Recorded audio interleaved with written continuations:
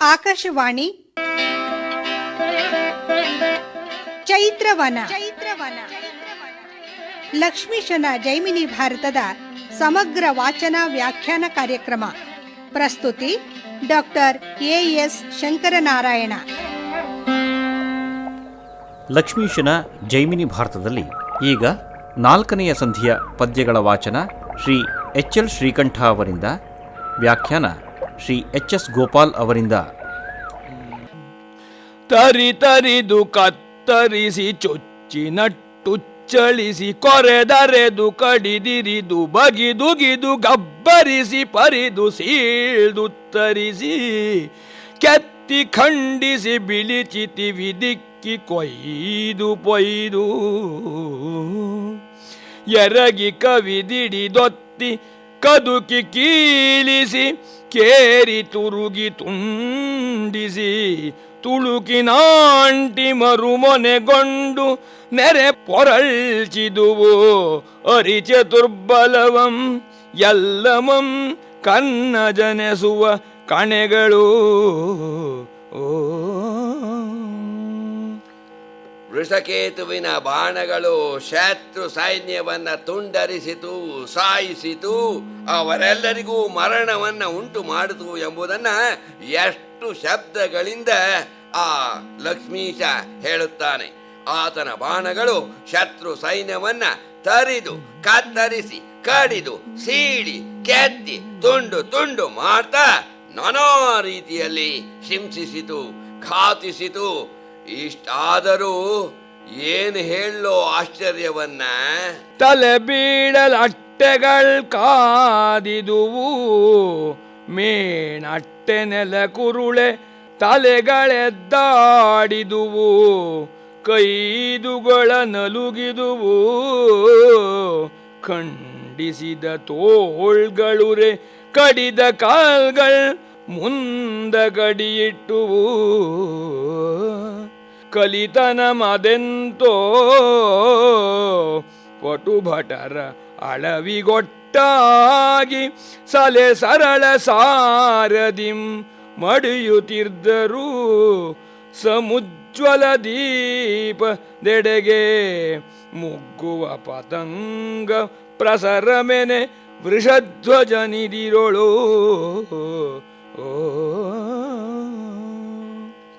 ಏನ್ ಹೇಳೋ ಆಶ್ಚರ್ಯವನ್ನ ಜನಮೇಜಯ.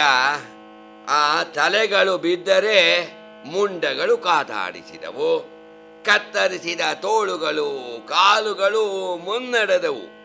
ಅಬ್ಬಾ, ಯೌವನಾಶ್ವನ ಸೈನ್ಯದ ಪರಾಕ್ರಮ ಎಂತಹುದೋ. ಆದ್ರೆ ಏನು ಮಾಡೋದು? ದೀಪದೆಡೆಗೆ ನುಗ್ಗುವ ಪತಂಗದಂತೆ ವೃಷಕೇತುವಿನೆಡೆಗೆ ಸೈನಿಕರು ಹೋಗಿ ಸತ್ ಬೀಳ್ತಾ ಇದ್ರು. ಆ ರಣರಂಗ, ಆ ಮಹಾಯುದ್ಧ ಭೂಮಿ ಅದು ಹೇಗಿತ್ತು ಕೇಳು. ಕಡಿ ಕಡಿದು ಬಿದ್ದ ಕೈ ಕಾಲ್ಗಳಿಂ ತೋಳ್ಗಳಿಂ ಪೊಡೆಗೆಡೆದ ಹೇರೊಡಲ ಸೀಲ್ಗಳಿಂ ಪೋಳ್ಗಳಿಂ ಮಡಿ ಮಡಿದುರುಳ್ವ ಕಟ್ಟಾಳ್ಗಳಿಂ ಬಾಳ್ಗಳಿಂದ ಒಡೆದ ತಲೆ ಓಳ್ಗಳಿಂದೇ ಕಡು ಭಯಂಕರ ಮಾಗಲ್ ಆರಣದ ಮಾರಣದ ನಡುವೆ ಕಲ್ಪಾಂತ ಭೈರವನಂತೆ ಜವನಂತೆ ಕಡು ಮುಳಿದು ಅವನ ಕಾಣುತ್ತವೆ ಬಿಟ್ಟು ಸಲೆ ಕೆಟ್ಟು ಸರಿದರು ಎಂಡೆಸೆಗೆ ಭಟರು. ಕಡಿದು ಬಿದ್ದ ಕೈಕಾಲುಗಳು, ಉದ್ದಕ್ಕೆ ಬಿದ್ದ ದೇಹದ ಸೀಳುಗಳು, ಹೋಳುಗಳು, ಕತ್ತಿಯಿಂದ ಕತ್ತರಿಸಿದ ತಲೆಯ ತುಂಡುಗಳು, ಇವುಗಳಿಂದ ಭಯಂಕರವಾಗಿ ಆ ರಣರಂಗ ಕಾಣಿಸಿತು. ಈ ಶತ್ರು ಮಾರಣ ಹೋಮದ ಮಧ್ಯೆ ಆ ವೃಷಕೇತು ಹೇಗೆ ಕಾಣಿಸುತ್ತಿದ್ದ ಎಂದರೆ ಕಾಲಭೈರವನಂತೆ, ಯಮನಂತೆ ಕಾಣಿಸುತ್ತಿದ್ದ ವೃಷಕೇತು. ಅವನನ್ನ ಕಂಡು ಬಿಟ್ಟು ಜವನನ್ನ ಕಂಡೆವೋ, ಯಮನನ್ನ ಕಂಡೆವೋ, ಕಾಲನನ್ನ ಕಂಡೆವೋ ಎಂದು ಅಳಿದುಳಿದ ಆ ಯೌವನಾಶ್ವನ ಸೈನಿಕರು ದಿಕ್ಕಾಪಾಲಾಗಿ ಓಡಿದರು. ಮೈ ಮರೆದ ಭೂಪನಂ ಬಿಟ್ಟು ಪಟುಭಟರುಳಿದೆವೈ ಮಹಾದೇವಾಯನುದೇ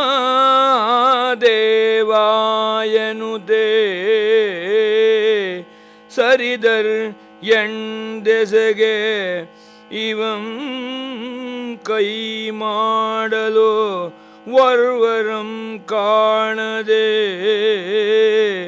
ಬಾಳಲ್ದರಿಪು ಚೇತರಿಸಿಕೊಳ್ಳದಿರಲು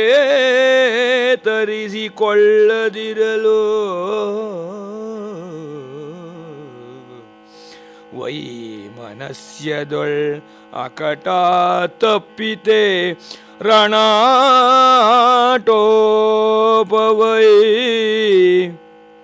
ಮೊಗಂ ಬಲ್ಲನೆನುತ ಅವನೆಡೆಗೆ ಬಂದಿದೆನೈ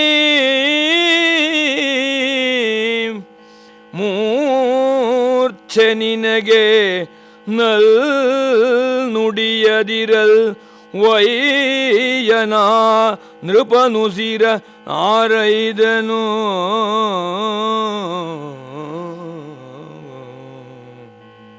ಮೂರ್ಛಿತನಾದ ದೊರೆಯನ್ನ ಬಿಟ್ಟು ಶಿವ ಎಂದು ಸಮಸ್ತ ಸೈನ್ಯವೂ ಕಾಲಿಗೆ ಬುದ್ಧಿ ಹೇಳಿತು. ಯೌವನಾಶ್ವನಿಗೆ ಮೂರ್ಛೆಯಿಂದ ಎಚ್ಚರ ಬರಲಿಲ್ಲ.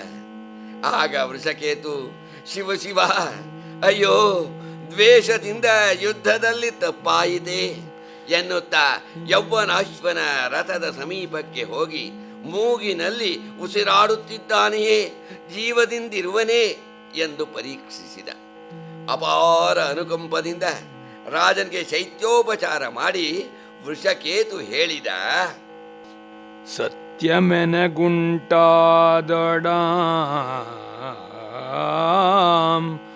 ಧೀರನಾದೊಡೆ ಆದಿತ್ಯಂಗೆ ಪೌತ್ರನಾದೊಡೆ ತನ್ನ ತಾತಂಗ್ ಅಪತ್ಯನಾದೊಡೆ ಈ ನೃಪತಿ ಜೀವಿಸಲಿ ಎನ್ನುತ್ತ ಕರ್ಣಜಂ ಪಗೆ ಮಾಡುವ ಕೃತ್ಯಮಂ ಬಿಟ್ಟು ಆ ಮಹೀಶನ ಬಳಲ್ಗೆ ಗೌಚಿತ್ಯ ಮಾದುಪಚಾರದಿಂದೇ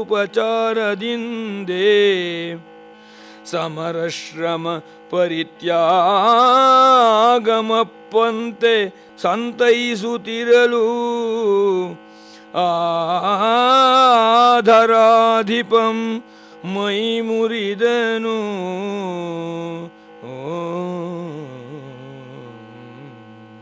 ಯೌವನಾಶ್ವನಿಗೆ ಶೈತ್ಯೋಪಚಾರವನ್ನ ಮಾಡಿಬಿಟ್ಟು ವೃಷಕೇತು ಹೇಳುತ್ತಾನೆ, ನಾನು ಸತ್ಯವಂತನಾಗಿದ್ದರೆ, ಧೀರನಾಗಿದ್ದರೆ, ಸೂರ್ಯನ ಮೊಮ್ಮಗನಾಗಿದ್ದರೆ, ತಂದೆ ದಾನಶೂರ ಕರ್ಣನ ಔರಸ ಪುತ್ರನಾಗಿದ್ದರೆ ಈ ರಾಜ ಯೌವನಾಶ್ವ ಜೀವಿಸಲಿ ಎಂದು ಪ್ರತಿಜ್ಞೆ ಮಾಡಿದ ವೃಷಕೇತು.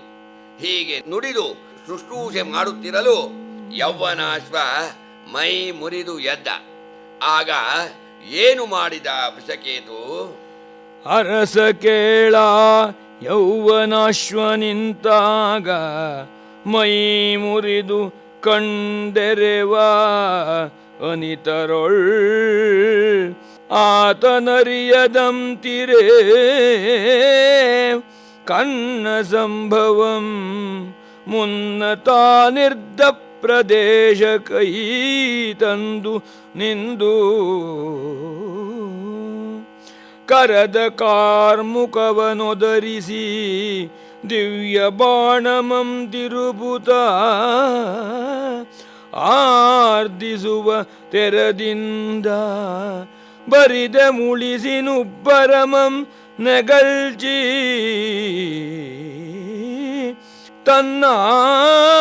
ತನ್ನಾಳ್ತನದ ಬಿಂಕಮಂ ಕಾಣಿಸದನೆ ಏವೇಳ್ವೆನು. ವೃಷಕೇತು ಪ್ರತಿಜ್ಞೆ ಮಾಡಿ ಶುಶ್ರೂಷೆ ಮಾಡೋಣ. ಯೌವನಾಶ್ವ ಮೈ ಮುರಿದು ಎದ್ದ. ಯೌವನಾಶ್ವ ಕಣ್ಣು ತೆರೆಯುವುದರೊಳಗಾಗಿ ವೃಷಕೇತು ತನ್ನ ರಥದ ಬಳಿಗೆ ಹೋಗಿ ಕೂತ. ಧನುಷ್ಟೆಂಕಾರ ಮಾಡಿ ಬಾಣ ಬಿಡುವಂತೆ ನಟಿಸಿ ತನ್ನ ಗಾಂಭೀರ್ಯವನ್ನ ತೋರಿದ ವೃಷಕೇತು. ಎದ್ದು ಕಣ್ತೆರೆದ ಯೌವನಾಶ್ವ ನೋಡುತ್ತಾನೆ. ಕೂಡೆ ಕಣ್ತೆರೆದೆದ್ದು ಚೇತರಿಸಿ ದೆಸೆಗಳಂ ನೋಡಿ ತನ್ನವರೊರ್ವರಂ ಕಾಣದೆ ಇದಿರೆ ಕೈ ಮಾಡದೆ ವೃಥಾಟೋಪಮಂ ನೆಗಳ್ಚುವ ವಿರೋಧಿಯ ವಿಕ್ರಮಮನೆ ಕಂಡು ಮೂಡಿದ ವಿರಕ್ತಿಯಂ ನಾಚಿ ಮನದೊಳ್ ಪಂತ ಪಾಡಿವನೊಳ್ ಇನ್ನು ಸಲ್ಲದು ತನಗೆ ಕಾರುಣ್ಯಕೀಡಾದ ಬಳಿಕ ಅದೇತಕ್ಕೆ ಸಮರವೆನು. ಕಾರುಣ್ಯಕೀಡಾದ ಬಳಿಕ ಅದೇತಕ್ಕೆ ಸಮರವೆನುತಾ ಅವಂ ಕರ್ಣಜಂಗಿಂತೆಲ್ದನು. ಎದ್ದು ಕಣ್ತೆರೆದ ಯೌವನಾಶ್ವ ತನ್ನವರೊಬ್ಬರೂ ಇಲ್ಲದಿರುವುದನ್ನ ನೋಡಿದ. ಹಾಗೆಯೇ ಬಾಣ ಬಿಡದೆ ಬರೀ ಬಿಡುವಂತೆ ನಟಿಸುತ್ತಿರುವ ವೃಷಕೇತುವನ್ನೂ ಕಂಡ. ಕೂಡಲೇ ಯೌವನಾಶ್ವನಿಗೆ ವಿರಕ್ತಿ ಉಂಟಾಯಿತು. ಇವನ ಕರುಣೆಯಿಂದ ಬದುಕಿದ ನನಗೆ ಈತನೊಡನೆ ಪಂಥ ಪಾಡು ಸಲ್ಲುವುದಿಲ್ಲ, ನನಗೇಕೆ ಈತನೊಂದಿಗೆ ಯುದ್ಧ ಎಂದುಕೊಂಡು ವೃಷಕೇತುವನ್ನ ಕುರಿತು ನುಡಿದ ಯೌವನಾಶ್ವ. ಎಲೆ ಮಹಾನುಭಾವ, ಈ ಲೋಕದೊಳ್ ತನಗೆ ಸಮರಾದ ಮೇದಿನಿ ಪಾಲರಂ ಸುಭಟರಂ ಕಾಣೆನು ಎಂದಾನಿನಿತು ಕಾಲಮಂ ಬೆರೆತಿರ್ದೆನು ಎನ್ನುವಂ ಗೆಲ್ದು ನೀನತಿ ಬಲ ನೆನೆಸಿಕೊಂಡೆಲ ಬಾಲ ನೀನಾರವಂ ನಿನ್ನ ಪೆಸರೇನ್ ಇಳೆಗೆ ಮೇಲ್ ಇನಿಸುವ ಈ ಹಯಂ ನಿನಗದೇತಗೆ ನಿನ್ನ ಶೀಲಕ್ಕೆ ಆಂ ಮಾರುಬೋದೆಂ ಕಾದಲೊಲ್ಲೆನು ಇನ್ನುಸಿರೆಂದೊಡೆ ಇಂತೆಂದನು.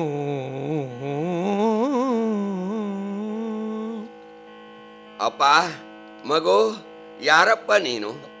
ಈ ಲೋಕದಲ್ಲಿ ನನ್ನ ಸಮಾನ ವೀರರು ಯಾರೂ ಇಲ್ಲ ಎಂದು ಭಾವಿಸಿದ್ದೆ. ನೀನು ನನ್ನನ್ನು ಗೆದ್ದು ಅತಿ ಬಲ ಎನಿಸಿಕೊಂಡೆ. ಮಗು, ನೀನು ಯಾರ ಮಗ? ನಿನ್ನ ಹೆಸರೇನು? ಭೂಮಿಯಲ್ಲೇ ಅತ್ಯಮೂಲ್ಯವಾಗಿರ್ತಕ್ಕಂತಹ ನನ್ನ ಕುದುರೆ ನಿನಗೇಕೆ? ನಿನ್ನ ಪರಾಕ್ರಮಕ್ಕೆ ಶೀಲಕ್ಕೆ ನಾನು ಮಾರು ಹೋಗಿದ್ದೇನೆ. ನಿನ್ನೊಡನೆ ಯುದ್ಧ ಬೇಡಪ್ಪ, ಯುದ್ಧ ಒಲ್ಲೆ, ಹೇಳು ಎಂದು ಯೌವನಾಶ್ವ ಕೇಳಲು ಆಗ ವೃಷಕೇತು ಹೇಳುತ್ತಾನೆ, ಹಾಗಿದ್ದರೆ ಕೇಳು ಯೌವನಾಶ್ವ. ಆದೊಡೆ ಈ ಜಗಕ್ಕೆ ಲೋಚನ ನೆನೆಸಿ ನಬದೊಳ್ ಎಸೆವ ಆದಿತ್ಯನಿಂದೊಗೆದ ಕಣ್ಣನಂ ಕೇಳ್ದರಿವೆಯಾದೊಡೆ ಆತನ ಸುತಂ ಪೆಸರೆನಗೆ ವೃಷಕೇತುವಿಂದು ನರಲೀಲೆಗಾಗಿ ಯಾದವರ್ ಅರಸಾದ ಕೃಷ್ಣಂ ಭರತ ಕುಲದ ಮೇದಿನೀಶ್ವರ ಯುಧಿಷ್ಠಿರನಿಂ ಮಖಂಗೈಸಲು ಈ ದಿವ್ಯ ಹಯಕೆ ಭೀಮನಟ್ಟಲ್ ಅವನೊಡನೆ ಬಂದೆನು ಇದು ಹದನೆಂದೆನು.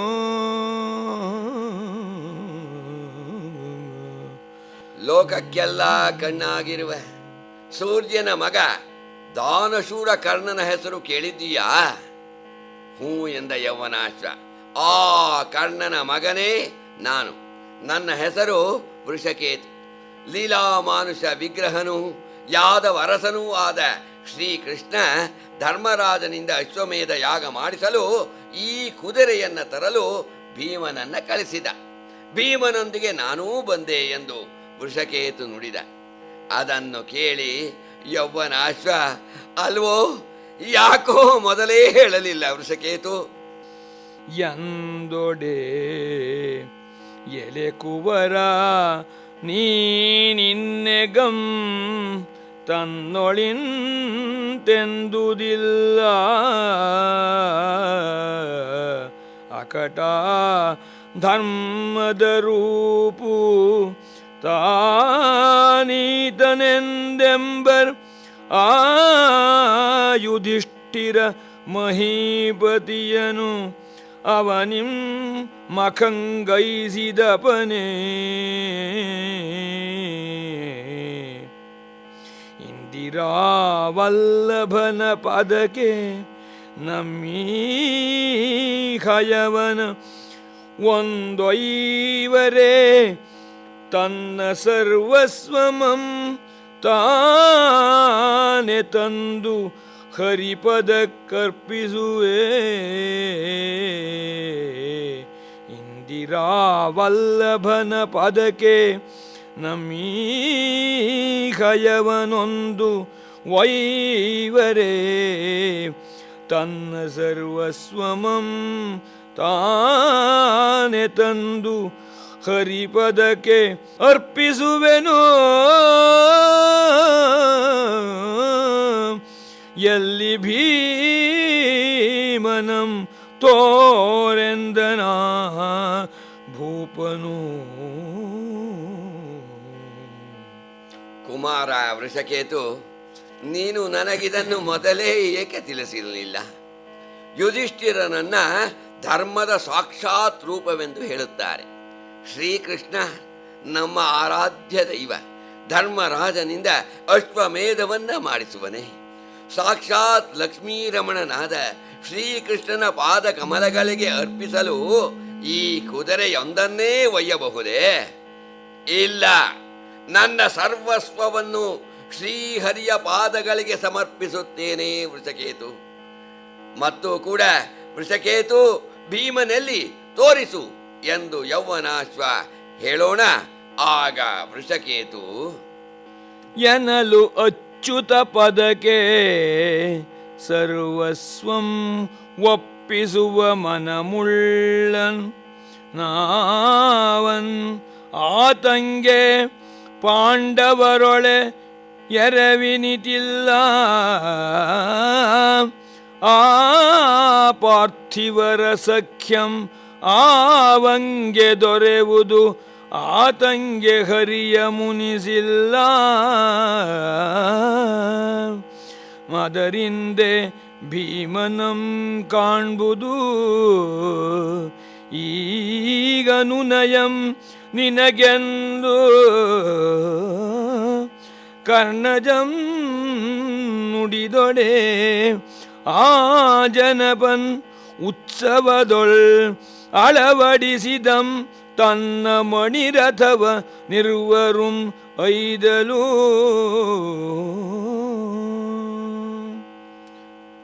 ಮಹಾರಾಜ, ಶ್ರೀಕೃಷ್ಣನ ಪಾದಗಳಿಗೆ ಸರ್ವವನ್ನೂ ಒಪ್ಪಿಸುವ ಮನಸ್ಸು ಯಾರಿಗಿದೆಯೋ ನಮಗೂ ಅವರಿಗೂ ಭೇದ ಇಲ್ಲ. ಅವರು ನಮ್ಮವರೇ ಆಗುತ್ತಾರೆ. ಶ್ರೀಕೃಷ್ಣನು ಕೂಡ ಅವರ ಮೇಲೆ ಕೋಪಿಸಿಕೊಳ್ಳುವುದಿಲ್ಲ. ಈಗ ನೀನು ಭೀಮಸೇನನ್ನ ಕಾಣುವುದು ಯುಕ್ತವಾಗಿದೆ ಎನ್ನಲು ಆಗ ಯೌವನಾಶ್ವನು ತನ್ನ ರಥದಲ್ಲಿಯೇ ವೃಷಕೇತುವನ್ನ ಕೂರಿಸಿಕೊಂಡು ಹೊರಟ.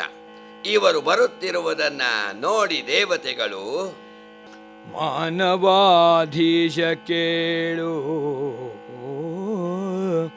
ಬಳಿಕ ವೃಷಕೇತು ಸುಮ್ಮಾನದಿಂದ ಯೌವನಾಶ್ವ ಭೂಪತಿಗೆ ಪವಮಾನಸುತನಂ ಕಾಣಿಸುವೆನೆಂಬ ತವಕದಿಂದ ಆತನ ವರೂಥದೊಳಗೆ ಮಾನದಿಂದಡರ್ಧವಂ ಅವಂ ಬೆರೆಸಿ ನಡೆತರುತ್ತಿರೇ ವಿಮಾನದಿಂ ನೋಡುವ ಅನಿಮಿಷ ನಿಕರಂ ಈತನ ಸಮಾನದವರಿಲ್ಲೆಂದು ಕೊಂಡಾಡುತ್ತ ಆಗಸದಳ್ ಅರಲ ಸರಿಯಂ ಕರೆದರು.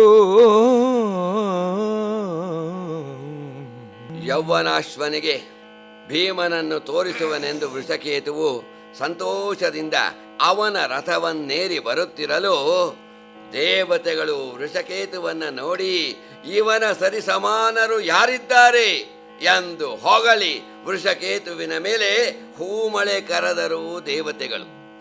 ಇತ್ತ ಭೀಮ ಸುವೇಗರ ಯುದ್ಧದ ಕತೆ ಕೇಳೋ ಜನಮೇಜಯ. ಅನ್ನೆಗಂ ಭದ್ರಾವತೀಶ್ವರನ ಸುತನ ಸೈನ್ಯಂ ನಡೆದು ಬಂದು ಆ ವೃಕೋದರನ ಮುತ್ತಿದೊಡೆ ಅವನ್ ನಿಜ ಗದಾದಂಡಮಂ ಕೊಂಡು ದಿಂಡು ಗೆಡಪಿದೊಡೆ ಆ ನೃಪಾಲಸೂನು ತನ್ನ ಸಾಹಸದೊಳು ಅನಿಲ ಜನ ಕೋಪಾಟೋಪಮನ್ನಿಲಿಸಿ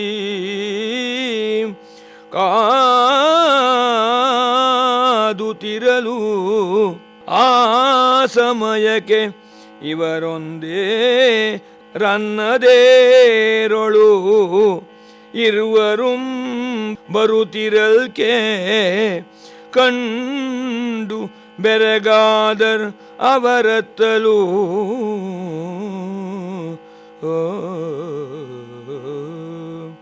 ಇತ್ತ ಸುವೇಗನ ಸೈನ್ಯ 4 ದಿಕ್ಕಿನಿಂದ ಮುತ್ತಲು ಚೌಪಟ ಮಲ್ಲ ಭೀಮ ತನ್ನ ಗದೆಯಿಂದ ಅಷ್ಟೂ ಸೈನ್ಯವನ್ನ ಹೊಡೆದು ಕೆಡವಿದ.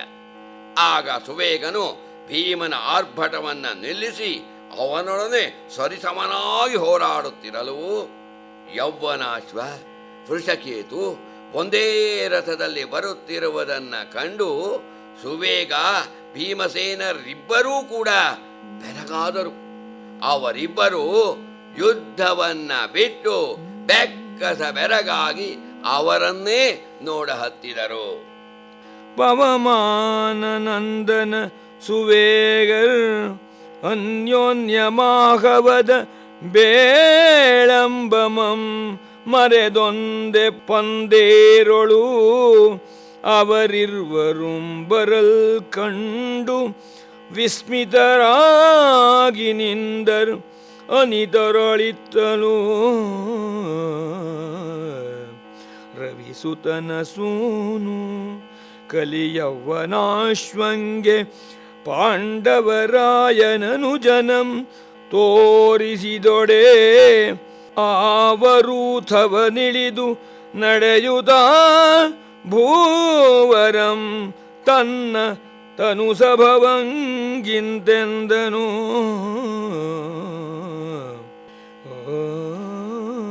ವೃಷಕೇತು ಯೌವನಾಶ್ವ ಇಬ್ಬರು ಒಂದೇ ರಥದಲ್ಲಿ ಬರುತ್ತಿರುವುದನ್ನು ಕಂಡು ಭೀಮ ಸುವೇಗರು ಯುದ್ಧ ಬಿಟ್ಟು ಆಶ್ಚರ್ಯಚಕಿತರಾಗಿ ಅವರನ್ನೇ ನೋಡುತ್ತಾ ನಿಂತರು.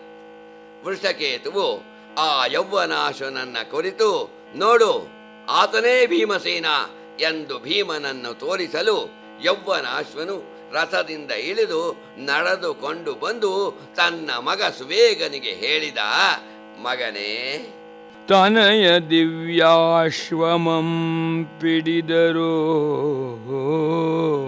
ಅವರೆಂಬ ಮನದನುತಾಪಮಂ ಬಿಡು. ಸರೋಜಾಂಬಕಂ ಪಾಂಡು ಜನಪನಂದನ ಯುಧಿಷ್ಠಿರ ನರೇಶ್ವರನ ಮಖಕೆಂದು ನಮ್ಮಿ ಕುದುರೆಗೆ ಅನಿಲ ಸುತನಂ ಕಳುಹಿದೊಡೆ ಬಂದನ್ ಆತಂಗ್ಯ ವಿನಯದಿಂದ ಯಮ್ಮ ಸರ್ವಸ್ವಮಂ ಕುಡುವೆವು ಇನ್ನನು ವರವದೇಕೆ ನಿಲ್ಯನಲ್ ಅವಂ ಶರಧನುವನ್ ಇಳುಹಿ ಪಿತನಂ ಸಾರ್ಧನು. ಮಗು ಸುವೇಗ, ಇವರು ಈ ದಿವ್ಯಾಶ್ವವನ್ನ ಹಿಡಿದರು ಎಂಬ ದುಃಖವನ್ನ ಬಿಟ್ಟು ಬಿಡು. ಶ್ರೀಕೃಷ್ಣನು ಧರ್ಮರಾಜನ ಅಶ್ವಮೇಧ ಯಾಗಕ್ಕೆ ಈ ಕುದುರೆಯನ್ನ ತರಲು ಭೀಮಸೇನನನ್ನ ಕಳಿಸಿದ್ದಾನೆ. ಅದಕ್ಕಾಗಿ ಬಂದ ಇವರಿಗೆ ನಮ್ಮ ಸರ್ವಸ್ವವನ್ನೂ ಸಮರ್ಪಿಸೋಣ ಬಾ, ಇನ್ನು ಯುದ್ಧದ ಪ್ರಸಕ್ತಿ ಬೇಡ ಎನ್ನಲು ಸುವೇಗನು ಬಿಲ್ಲು ಬಾಣಗಳನ್ನು ಕೆಳಗಿಟ್ಟು ತಂದೆ ಯೌವನಾಶ್ವನ ಬಳಿಗೆ ಬಂದ. ಆಮೇಲೆ ತಂದೆ ಮಕ್ಕಳು ಇಬ್ಬರೂ ಕೂಡ ಬಳಿಕ ತನುಜಾತನಂ ಕೂಡಿಕೊಂಡು ಆ ನೃಪಂ ನಳಿನ ಸಖಸುತನ ಮಗನೊಡನೆ ಬಂದು ಅನಿಲ ಜನ ಬಳಿ ಸಾರ್ದು ಕಾಲ್ಗೆರಗಲು ಅವನೀ ವೃಷಧ್ವಜನ ಮೊಗನೋಡುತ್ತ ಇವರಾರೆನೆ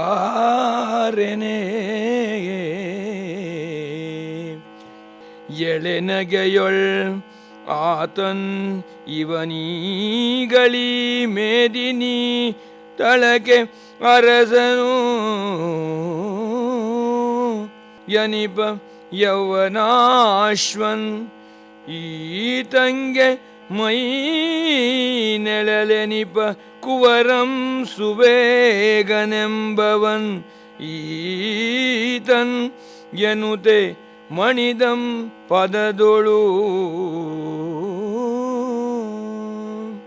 ತಂದೆ ಯೌವನಾಶ್ವ, ಮಗ ಸುವೇಗ ಇಬ್ಬರೂ ವೃಷಕೇತುವಿನ ಜೊತೆಗೆ ಬಂದು ಭೀಮನ ಕಾಲಿಗೆ ನಮಸ್ಕರಿಸಲು ಭೀಮಸೇನ ಇವರಾರು ಎಂದು ವೃಷಕೇತುವನ್ನ ಪ್ರಶ್ನಿಸಲು ವೃಷಕೇತು ಹೇಳುತ್ತಾನೆ, ಈ ರಾಜ್ಯದ ದೊರೆ ಯೌವನಾಶ್ವ ಇವನು. ಹಾಗೆಯೇ ತಂದೆಯನ್ನು ನೆರಳಿನಂತೆ ಅನುಸರಿಸುವ ಆತನ ಮಗ ಸುವೇಗ ಈತ ಎಂದು ಹೇಳಿ ತಾನೂ ಭೀಮನ ಕಾಲಿಗೆರಗಿದ ವೃಷಕೇತು. ಇದುವರೆಗೆ ಲಕ್ಷ್ಮೀಶನ ಜೈಮಿನಿ ಭಾರತದಲ್ಲಿ 4ನೆಯ ಸಂಧಿಯ ಕೆಲ ಪದ್ಯಗಳ ವಾಚನ ಹಾಗೂ ವ್ಯಾಖ್ಯಾನವನ್ನು ಕೇಳಿದಿರಿ. ವಾಚನ ಮಾಡಿದವರು ಶ್ರೀ HL ಶ್ರೀಕಂಠ, ವ್ಯಾಖ್ಯಾನ ಮಾಡಿದವರು ಶ್ರೀ HS ಗೋಪಾಲ್. ಚೈತ್ರವನ ಕೇಳಿದ್ರಿ. ಕಾರ್ಯಕ್ರಮದ ಪ್ರಸ್ತುತಿ ಡಾಕ್ಟರ್ AS ಶಂಕರನಾರಾಯಣ. ನಿರ್ಮಾಣ ನೆರವು ಸಂಜೀವ R ನಾಮಣ್ಣವರ್. ಇದು ಇಂದಿನ ಚೈತ್ರವನ. ಈ ಕಾರ್ಯಕ್ರಮ ಆಕಾಶವಾಣಿ ಭದ್ರಾವತಿ ಕೇಂದ್ರದ ಕೊಡುಗೆ.